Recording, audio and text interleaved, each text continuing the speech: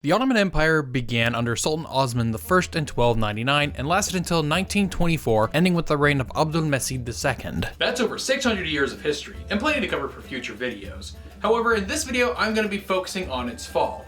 Now, exactly when the fall begins is up for debate, but for narrative simplicity, I'm going to give you my timeline of when the empire began to fall.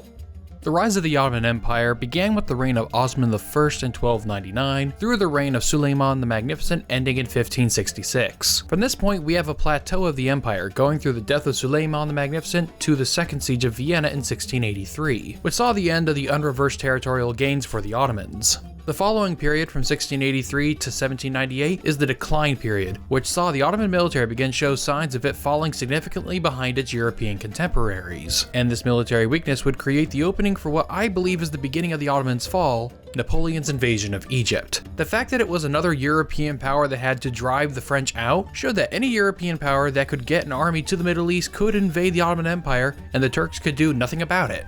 A few years after Napoleon invaded Egypt, the Americans would invade Libya and made their first attempt at replacing a foreign regime.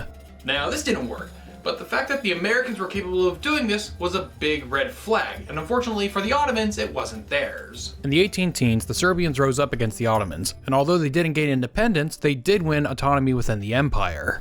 In 1830 saw both the loss of Algeria to the French and victory for Greek rebels seeking independence. The 1850s saw the Russian Empire attempt another swipe at Ottoman territory, but France, Britain, and for some reason Sardinia, didn't want that to happen, so they sided with the Ottomans in what became known as the Crimean War. The impact of this war can't be understated because although the Ottomans ended up on the winning side, they owed a lot of money to European banks, and the Europeans would use this debt to leverage internal reforms within the empire. What kind of reforms? Well, just little things like granting non-Muslims the same rights as Muslims. At this point, minorities in the Ottoman Empire lived under something called the millet system. It's basically a separate legal system for every religious community within the empire. If one member in a religious community committed a crime against another member in that religious community, then it would be tried in a court run by that religious community. However, if someone from one religious community committed a crime against someone outside that religious community, then the crime would usually be tried in a Muslim court. Since 1839, the Ottomans had been working on a series of reforms called the Tanzimat, but after the Crimean War they had to actually get serious about them because they owed a lot of money to Christian Europe. The Ottomans had wanted to get rid of the millet system for some time, because doing so would give the government direct control over all the peoples in the empire, but they couldn't do so without granting non-Muslims the same rights as Muslims. Among these rights was that foreigners could own land in the Ottoman Empire. This was done in order to encourage foreign investment within the empire, however it also planted the seed for future conflicts. It wouldn't be just European Christians buying land within the empire,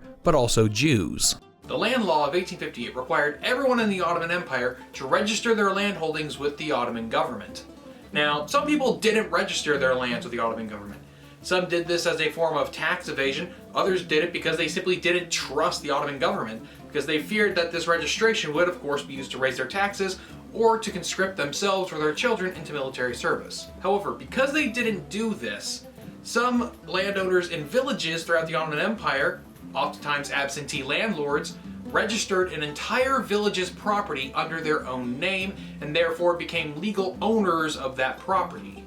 The absentee landlords were then free to sell the land off to whoever they wanted. This is how Russian Jews began to buy up land in Ottoman Palestine as a means of escaping the Tsar's anti-Jewish pogroms, and eventually give birth to the Zionist movement. I could go deeper into this, but that's a subject better left to its own video.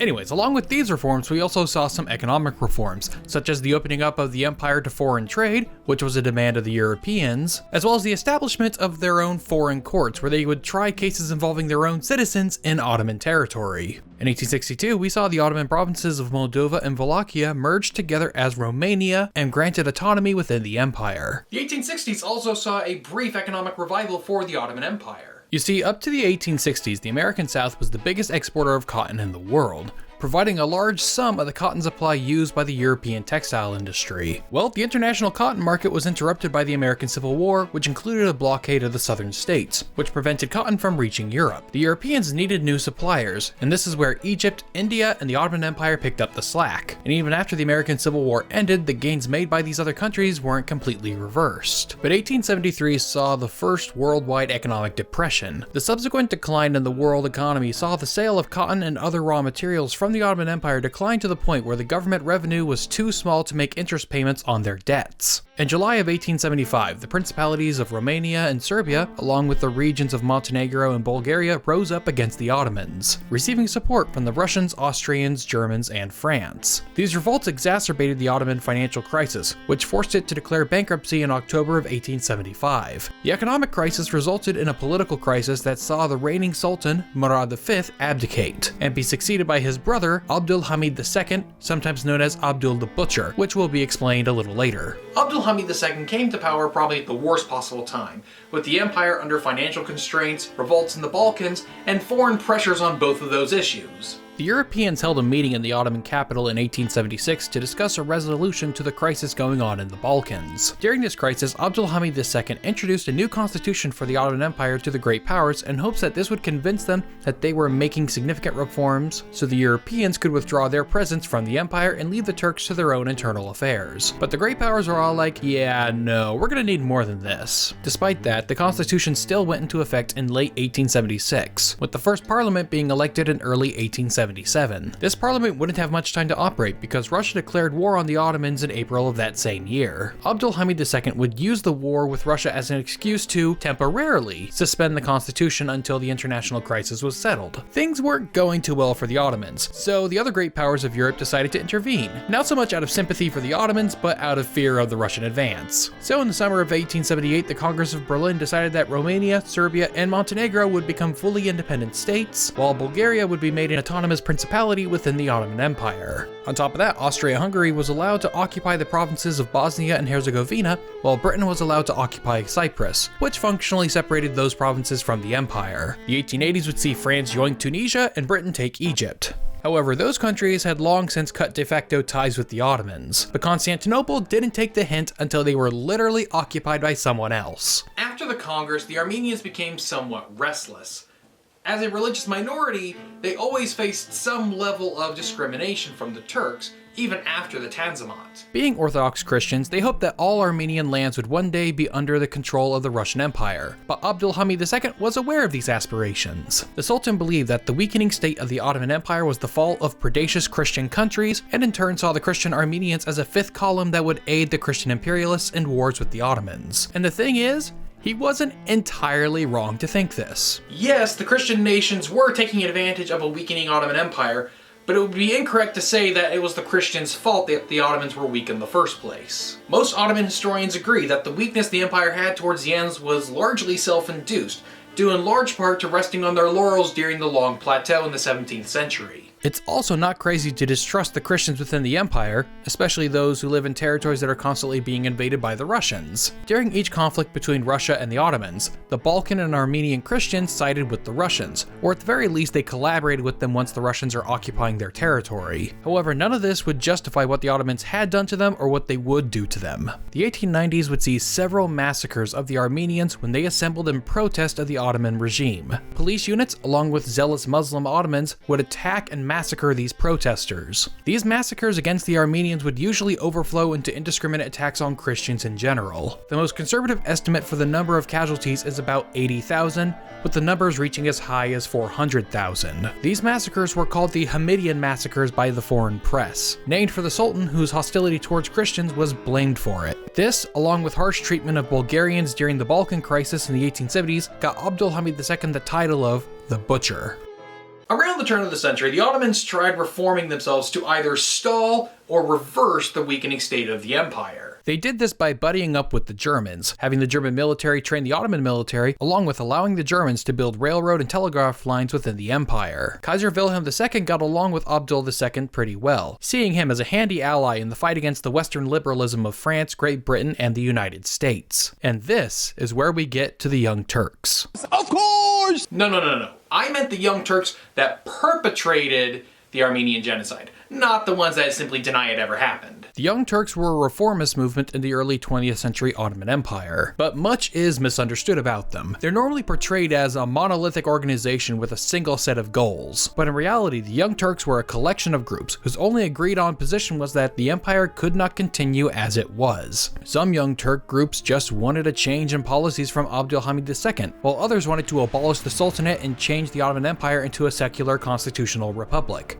The Young Turks had members from many walks of life. Military officers, clerics, professors, journalists, and even members of the royal family. Many of these people had been exiled from the country, and in 1902 they met in Paris to formulate a set of goals and a strategy to achieve them. The Congress ended up splitting up over the means of reform. Some wanted to involve the international community to pressure the regime, while others wanted the reform to come from within. Those that wanted international involvement started their own organizations that tried to get the British to aid them in a coup, but the British were never willing to commit. Of course. The ones that wanted to reform the empire from within formed a group called the Committee of Union and Progress, or CUP. They were more successful in organizing, especially within the military. The Young Turks Revolution of 1908 happened completely by accident. Of course you can. Okay, In July of 1908, a CUP-aligned cell led by Major Ahmad Niazi was discovered by an agent of the Sultan. Niazi was afraid that he and his cell would be captured, so on July 3rd, he and 200 supporters decided to start a revolt. You know, like you do. They did this on their own without consulting the rest of the CUP. The leaders of the CUP were not ready to revolt at this time, but their hand was forced, so they released their own declaration and took credit from Niazi. Of course, of course! Their cells in the Third Army, led by Mahmud Şevket Pasha, rose up, captured the Ottoman-held Balkans, marched on Constantinople, and before they could fully capture the city, Abdülhamid II proclaimed the reinstatement of the constitution that had been suspended back in 1877. Since this was the primary demand of the CUP's declaration, they put an end to their rebellion, and through the Third Army they placed themselves in as much of the government as possible.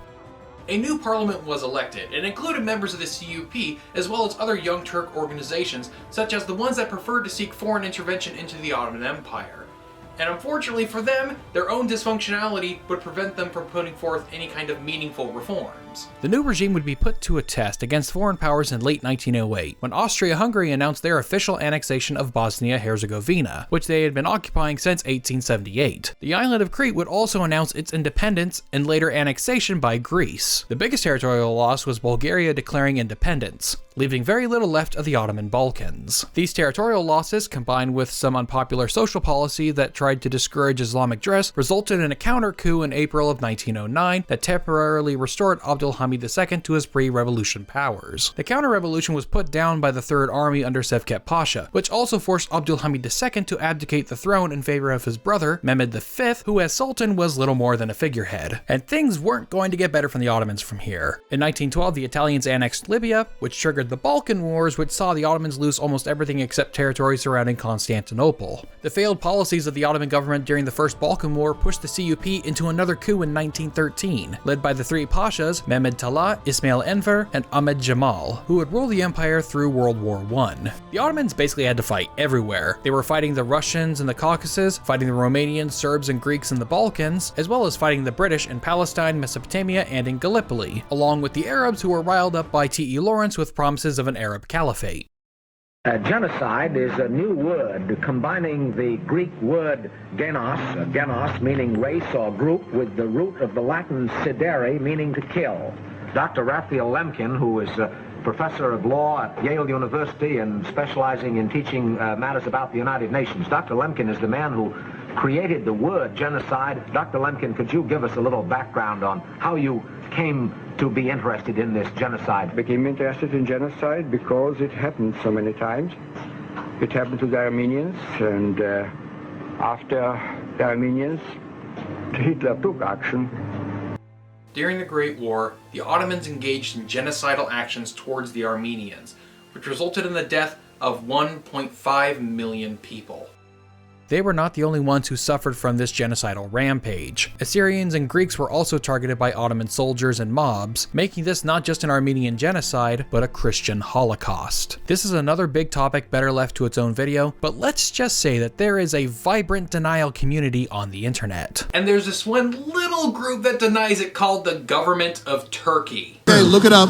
You can Google it. It's really easy. As the war reached 1918, the writing was on the wall. And so in October, the three Pashas resigned from their offices in the government, and their successors sought peace with the Allies. During the war, there were a bunch of attempts and plans for carving up the Ottoman Empire after an Allied victory. There was the promise made to the Arabs mentioned earlier, where the British promised to the Sharif of Mecca an Arab caliphate. They also promised the Zionists a Jewish homeland in Palestine. There was also the Constantinople Agreement from 1915, which carved up the Ottoman Empire between the Allies, which was further expanded upon in 1916 with the Sykes-Picot Agreement that is more famous than the other attempts at carving up the Middle East. These diplomatic dealings were initially secret, but became known to the public after the Russian Revolution deposed the Tsar and put Lenin and the Bolsheviks into power. Lenin hoped to trigger communist revolutions across Europe and the Middle East by revealing the secret agreements made between the Allies. Let's call them Lenin leaks. Well, these leaks didn't have the intended effect, but it's the only reason we're aware of these agreements in the first place. In 1920, the Allies signed the Treaty of Sèvres with the Ottomans, which officially ended the war between them and forced the Ottomans into a number of capitulations. The Dardanelles were made an international zone and could not be closed off to any nation unless approved of by the League of Nations. Portions of Anatolia were carved up into spheres of influence that different members of the Allies would occupy. Territorial Thrace was given to Greece, Armenia and the Hejaz would be created as independent states, Iraq and Palestine were recognized as British mandates, while Syria and Lebanon were recognized as French mandates. But the remnants of the Young Turks wouldn't take this lying down. During the Paris Peace Conference in 1919, Mustafa Kemal was put in charge of reorganizing the remnants of the Ottoman military.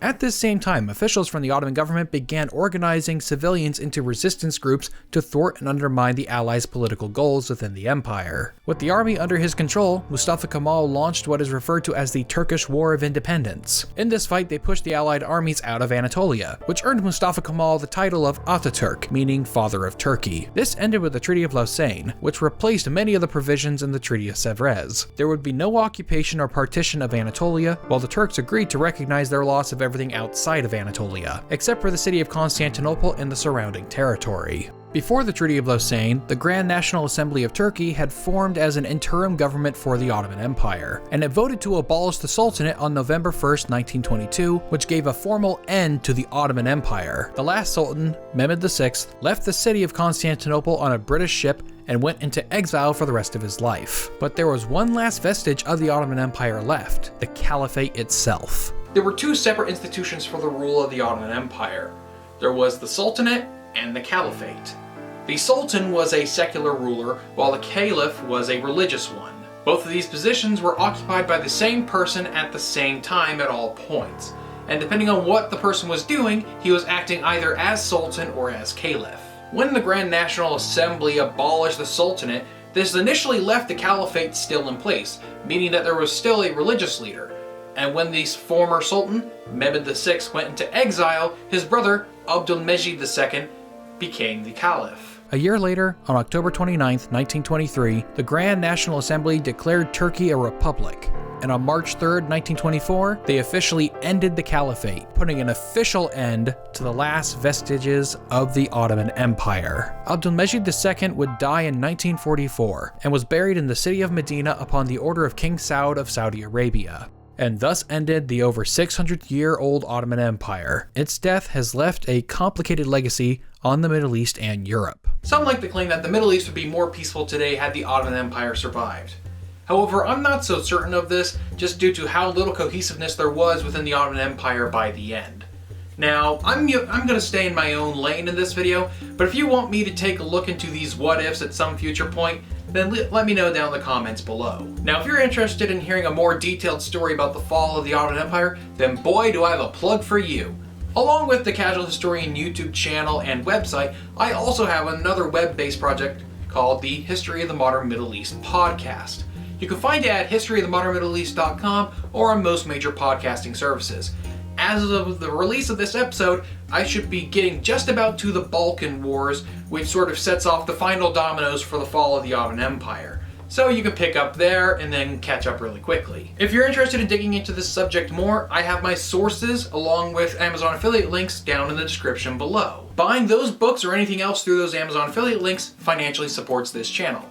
However, you can also financially support this channel by giving a one-time contribution through PayPal, a link in the description below, or you can also buy me a prop, a piece of equipment, or a book from my Amazon wishlist, also down in the description below. But of course, the most reliable way to help fund this channel and make sure I can keep making videos is to contribute on patreon.com/casualhistorian. Depending on how much you donate there, you can get a number of different benefits, with every single patron getting access to these videos a day early before they go up on YouTube. Don't forget to like, share, and subscribe. Thanks for watching, and I'll see you next time.